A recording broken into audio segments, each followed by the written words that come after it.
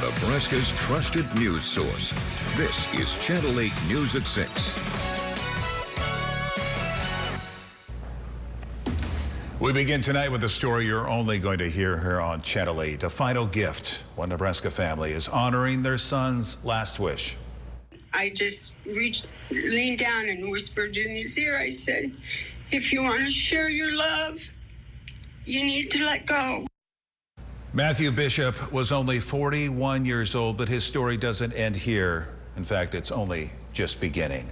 Good evening, everyone. Thank you for joining us tonight. I'm Rod Fowler. Losing a child, the ultimate tragedy, but one family turning their loss into a mission. Channel 8's Danielle Da Silva tells us how they hope their son's story inspires more families to have a conversation that could save lives. Danielle? Rod, Matthew Bishop was brutally beaten in Grand Island on Sunday. He died yesterday. Matthew's mom gave me this picture taken as he took his final breath. I spent about an hour on the phone with her today, and Colleen tells me this is not where the story ends for their family or Matthew's legacy. She describes the journey they were on to complete their son's final wish. I knew for sure he wanted to donate it, but it just fits in with his personality that he'd want to spread the love further and have that be part of his legacy. Matthew Bishop's mom, Colleen, says the decision to donate her son's organs was made partly due to his prognosis, partly due to family history. We had a family tragedy a year ago, and from that experience, that opened up dialogue between us of his desires to donate if anything should happen like this. But for the organs to be viable for transplant, once the respirator was removed, there was a time frame for Matthew to actually die to keep them usable. And Matthew never made curfew in his life when he was growing up. So we all were kind of concerned that God wouldn't grant that. Surrounded by his parents and 3 siblings, Matthew took his final breath just in time. So we were kind of coming down to the wire, actually, and I just leaned down and whispered in his ear. I said, if you want to share your love, you need to let go. And he expired about 10 minutes before the deadline. Colleen says what came next was the best case scenario. They could use all of his organs except his eyes, which were basically destroyed in this brutal attack. That's a minor disappointment compared to the heart, the lungs, kidneys, liver. I mean, the list went on what they can use. With the OR prepped and waiting, the path to the surgery was lined with family and friends that came from all over Nebraska, including Lincoln. Also, staff from Mercy Bergen. The medical team were truly angels on earth. Finally, some peace. It was hard to let him go, but knowing that he's going to be able to touch so many lives and bring them joy and happiness like he did us, that was a blessing, and that helps us ease forward. Colleen says it's definitely hard not to be angry about the way her son died, but she's happy for all the people who will live on through Matthew's organs, bones, skin, and even ligaments. Here, you're looking at the National Registry for Organ Donation signups. This is important to note because the family is planning a fundraiser to get people signed up and into this database. The family is also holding a memorial tomorrow. Reporting live, Danielle Da Silva, Channel 8 News. Very important story, and thank you to the family for talking to us. You know, Matthew Bishop's legacy will be celebrated tonight before the 9 o'clock performance at the Here Grand Island musical event. Friends and community members will be gathering for a moment of silence and then a toast in his honor, remembering the impact he brought to downtown Grand Island. All right, let's get a look at your first forecast on this Friday now, a dreary end to the week as we take a live look outside from our network of cameras across southeast Nebraska. Do I see the sun peeking through in some areas there? Maybe just a little bit, but because of clouds most of the day. It didn't get quite as hot as we've been getting used to. Is that going to change as we head into the weekend? Let's head over to meteorologist Dominic Ferraro.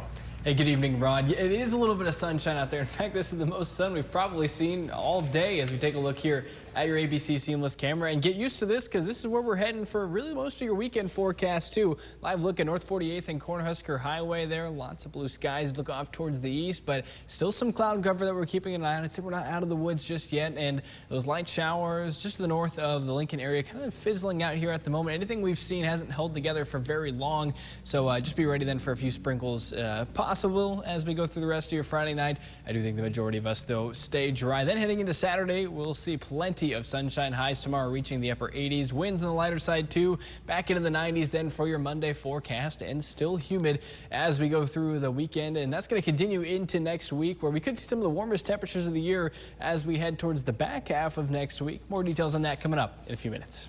Thank you, Dominic. Developing now an ambitious campaign for Concordia University in Seward. From athletics to education, they're hoping to raise tens of millions of dollars. They say it's all for the students and the future. Channel 8's Mackenzie Johnson joins us now to tell us the details about this big plan. Mackenzie. Yeah, Concordia University is launching a campaign called Shine Forth, and there are 4 distinct priorities in this plan. In total, it adds up to a $75 million price tag, and the university is hoping they can get enough support to start working on some big projects. The first part of their campaign is focusing on their annual essential costs. They're also hoping to raise money for future academic projects. Now, when it comes to sports and music, they're planning to create a baseball and softball stadium. Plus, Concordia will invest in state-of-the-art instruments for their music programs. And the final goal is building up an endowment fund.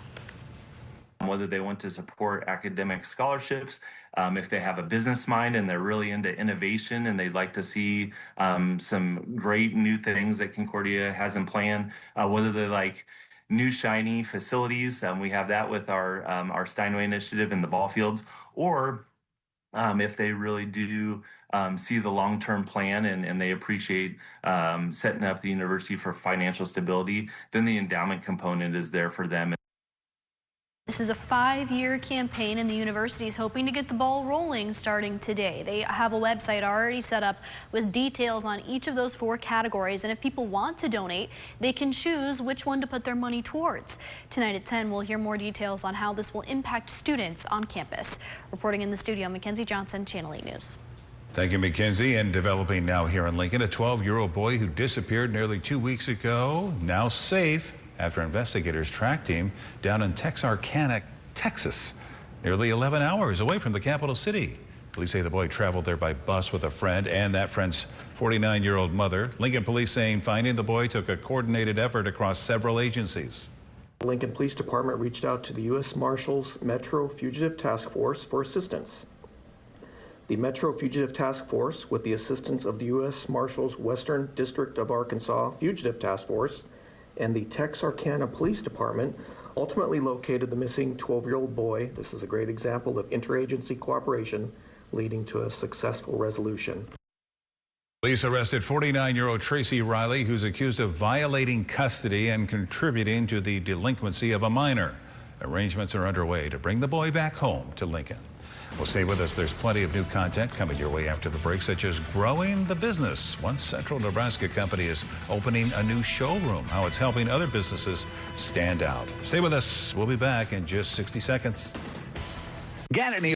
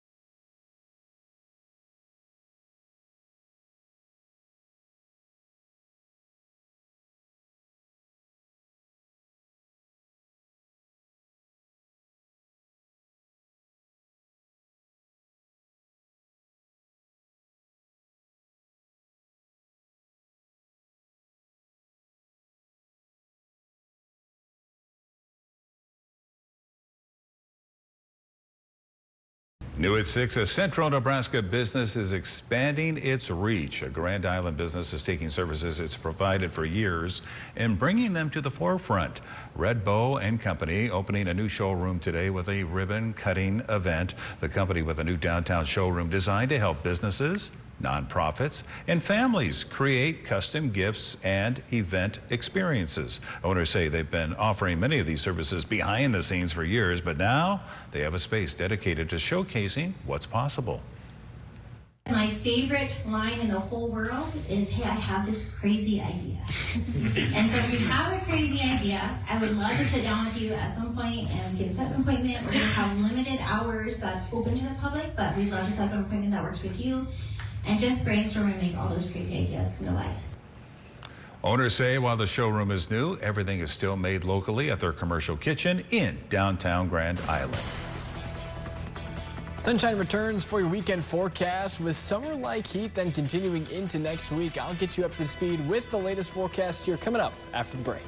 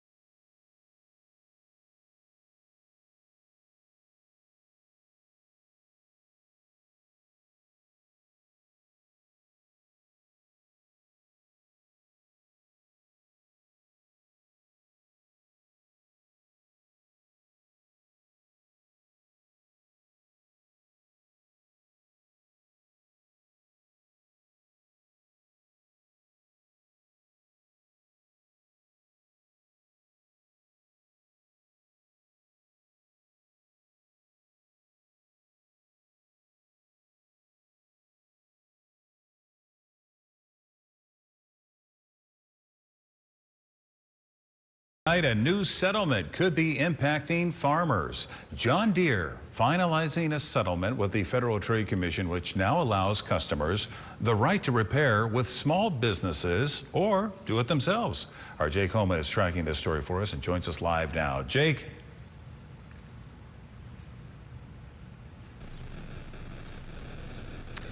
Rod, a big day for farmers, not just in Nebraska, but all across the country, as local farmers will now no longer have to work directly with John Deere for repairs. They can now work with small businesses and also independent mechanics. Now, the Nebraska State Director for the independent business calling this, quote, a major win for Nebraska's small businesses, especially family farms. Many farmers in Nebraska rely on John Deere tractors for their work. And this will be a big help for smaller family farms now getting to work with independent mechanics. And a local farmer in Waverly tells me tonight This is great news. Tom Peterson, who has multiple John Deere tractors, says the biggest winner out of all of this settlement are those independent mechanics. I think it was going to gear more towards the independent mechanics, or larger farm operations, that actually have their own mechanics in-house. Peterson even has one being repaired right now with John Deere, but now says he will use both moving forward. He also went on to say this is something that should have been accessible a long time ago. For now, they're reporting live here in Waverly. Jake Coleman, Channel 8 News. Now, your Storm Alert Team forecast with meteorologist Dominic Ferraro. Well, we're getting ready to kick off what is statistically some of the warmest temperatures we usually see throughout the year. As we head into this weekend, quiet for your severe weather potential. Might see a brief storm or two out towards the west for your Saturday, but lots of sunshine on the way. I did go and knock on some wood after the 5 o'clock when I said this, so I'll be doing the same here on the 6th because that would be a busy weekend here for us on the weekend team. But going then into the weekend, upper 80s to low 90s for your high temperatures, and then potentially even warmer than that as we go through the end of next week. I wanted to bring up your heat index here for next week as well. We'll start out with low 90s for Monday, but building throughout the week into then potentially the triple digits as we head towards a Thursday, Friday. In fact, there's been kind of some speculation amongst the weather community on if models are going to handle the humidity well because, folks still irrigating their crops. That does add to the humidity here in the Central Plains. If you've ever heard the term corn sweat, that is a real thing we have to keep track of in the meteorology world, and that could have an impact on your heat index values tomorrow as well, or excuse me, not tomorrow, I guess more next week. But just be ready for that and be ready for the hot and humid conditions. It is mid-July in Nebraska after all. As we take a look here on your Honda of Lincoln camera, this is some of the most sunshine we've seen really all day after, again, it got just snuck into a little bit of a break there in the cloud cover. Temperatures across the state in the 80s for most of us, though a few 90s as you head out towards the Panhandle. It's 82 here in Lincoln, 82 as well for Beatrice, 83 in Hebron, and then the low 80s as well for the Tri-Cities. And we've been trying to keep an eye on a few light showers, but most of this here north of Interstate 80 kind of being zapped away here. So if those heading down to Zoo Fest tonight or just spending some time outdoors here, that's at least some good news there. Still plenty humid, and we are keeping track then of a few showers and thunderstorms, mainly for far southwestern Iowa, but those have not really made a whole lot of progress in trying to work their way off to the east. Stormcast does still think that we might see a sprinkle or two out of this. We'll have to keep an eye on for some further development as we head closer to 8, 9 o'clock tonight, and then ultimately kind of a quiet start then to your Saturday. Though with all that humidity out there, the potential then to see a few areas of fog as we get started with your Saturday morning. That's what Stormcast is trying to pick up on here. So if you're heading out west along the interstate or even north, then tomorrow just keep an eye out for some lower visibility here in southeastern Nebraska. But clear as we head towards the afternoon, lots of sunshine, maybe a few fair weather clouds before they may see a chance for a shower and maybe a thunderstorm very briefly there in the Panhandle. But I do think the majority of us stayed quiet and dry here as we head into your Sunday morning. Temperatures tomorrow in the mid to upper 80s with an easterly breeze here between 5 to 10 miles per hour after a little bit of a chance then for some fog in the morning. I think lots of sunshine for us here in the capital city and ultimately shifting to be a little more out of the southeast for those winds as we head closer to dinner time. That might try and drive our temperatures there into the upper 80s here in Lincoln. Back into the 90s for your Sunday forecast, and then the mid to upper 90s as we head towards next week. And as we mentioned, towards the end of next week is where we could see those heat index values close then to 100 degrees. But I'd say you have to wait till Friday, maybe Saturday there for the next best chance of precipitation. Though from a meteorology standpoint, that is a bit of a ways out. So we'll keep an eye on that. Just be ready for the heat and humidity, Rod, as we head towards next week. All right. Thank you, Dominic. Right now, one of Lincoln's longest running music traditions is well underway. This was the, I guess you could say, calm before the music storm earlier today. Submitted to us by citizen journalist Brian on the Now Local News app. The two-day festival there at the zoo celebrates the venue's 53rd anniversary with blues, rock, and also roots artists taking the stage through Saturday night. The gates open for Zoo Fest. Well, they did open at 4 o'clock. Yeah. Live music continuing into the night. Coming up next, we're heading into the Sports Zone, and Nate, a Nebraska legend, returning to the court next season. Yeah, pretty special. Jordan Larson will be back for Love Nebraska. After retiring a few months ago, she announced today she will be back. We'll have the latest next. What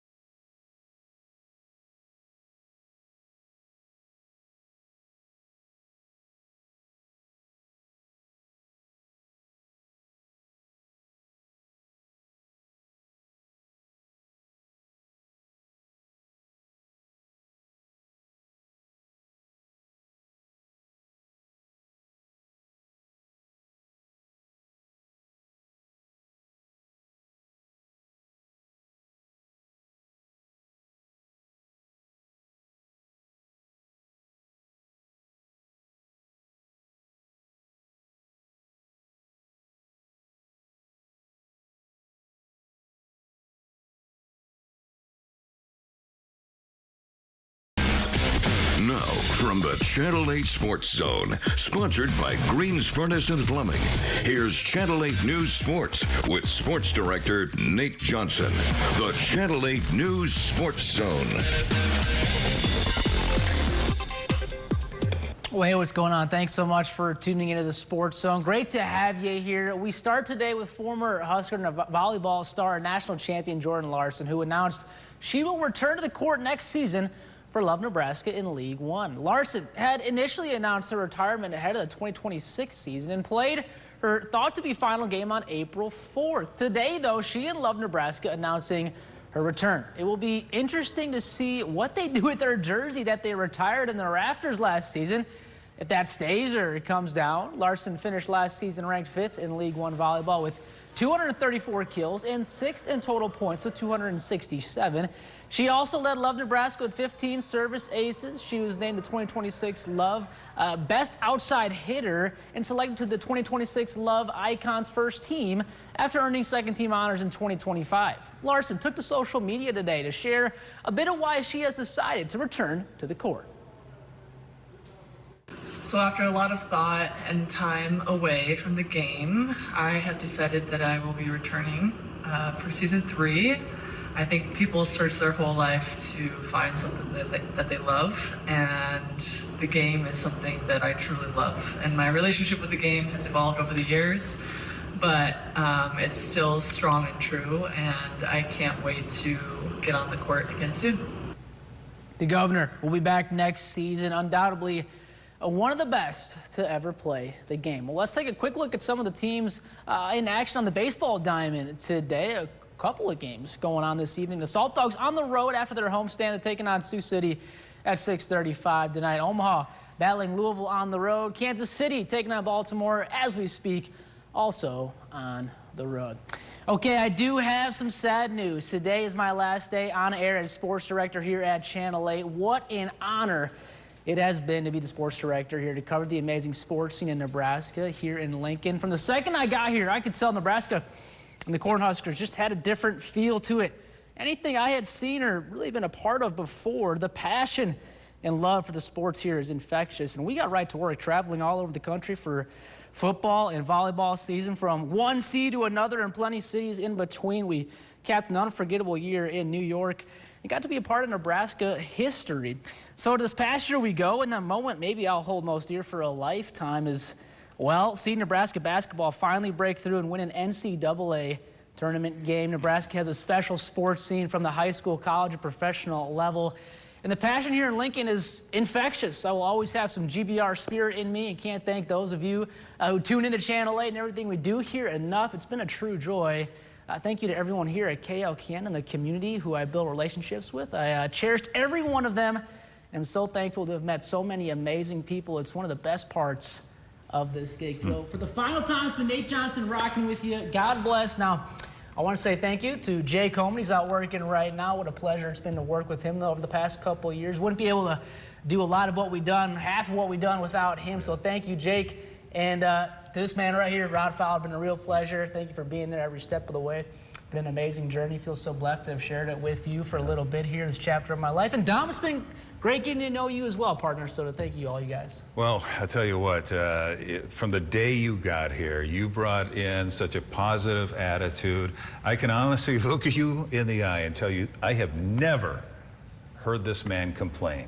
He does his job. He does it with a smile. He hums around the newsroom, and he works his tail off, folks. He comes in early and works throughout the entire day. So on behalf of those of us in the newsroom and stuff like that, you're special to us, and we will miss you dearly. Thanks, Rod. Yeah, absolutely. And Nate here, you know, was kind enough to take me along to a couple high school football games there. I mean, that was when I was first getting started here at KOKN back in the fall there. So, I mean, that was a really cool experience. I mean, Nebraska is such a unique high school scene for sports, and being able to go along there and tag along and talk about the weather for a bit. And as a huge Husker sports fan too, me and Nate talked shop a lot there as well. So, and I'm going to miss you. Best of luck luck on wherever life takes you next, and it's been a pleasure. Thanks, Yeah, guys. we still have you at 10 o'clock, though, right? I'll still be here tonight, so we'll, yeah. So, Dom, give Nate your second to last forecast for him, okay? Oh, man. All right. Well, no pressure here. But, hey, he heard that, hey, Nate's got some days off coming up here, Saturday, Sunday. He's going to get outside, enjoying the weather here, maybe get out to the lake or to the pool. And not a bad call this weekend. And it's going to be on the warmer side as we head through the weekend here into next week. Storm chances quiet for the moment. But as always, we'll keep an eye on things for you here at the Channel 8 Storm Alert team. All right, thank you, Dom, and thank you for joining us. The three of us will be back again tonight at 10. Enjoy your evening. Ernie's Mattress First, your local sleep specialist.